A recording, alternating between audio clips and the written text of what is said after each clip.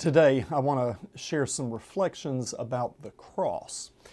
As at least a third-generation Presbyterian, the crosses in the sanctuaries with which I have been most familiar in my life have been empty crosses. This liturgical emphasis on the empty cross was our way of declaring that on Easter, God triumphed over the powers of death in the resurrection of Jesus Christ. Our focus was on new life and victory, and no longer on the powers of death. So you may imagine my surprise when a few years ago a good friend of mine gave me a crucifix, much like this one.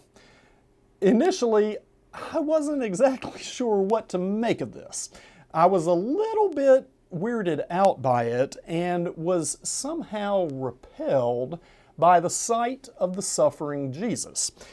And to be honest, I really wanted to run back to a cross that was empty.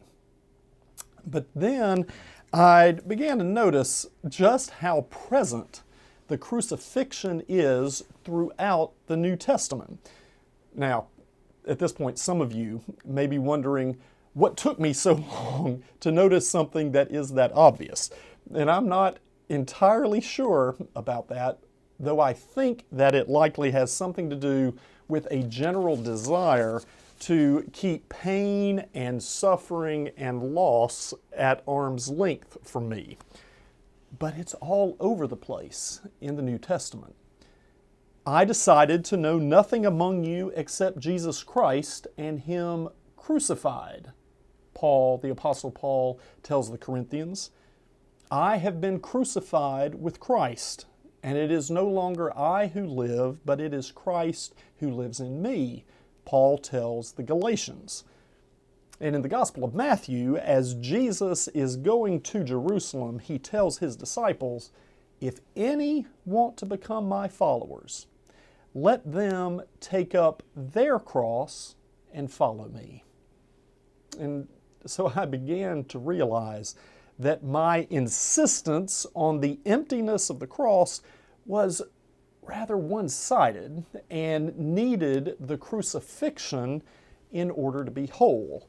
Keeping at arm's length loss and suffering and pain, keeping those things at arm's length from me was actually a way that I avoided the new life that can come through them. If Jesus is the pioneer and the perfecter of our faith, as Hebrews chapter 12 tells us, then that means that we are meant to walk the path that He has pioneered and perfected, with all of the mistakes and all of the missteps that we will make along that way. And that path, the path that He has pioneered and perfected, it's a path of loss and renewal. It's the path of dying to our false selves and our egos and rising in freedom and in truth. The cross-shaped path, or the cruciform path, is the path of letting go of control, letting go of clutching onto our own security and safety, letting go of our cravings for other people's approval. So where in your life do you find that anxious energy of clutching and grasping? Where in your life are you tempted to try and keep loss and suffering at arm's length?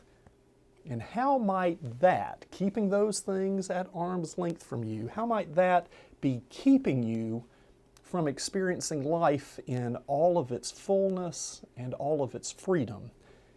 And can you begin to allow that anxious energy to be crucified with Christ so that you can experience the renewal of your own life? Friends, be safe, be well, and we'll see you soon.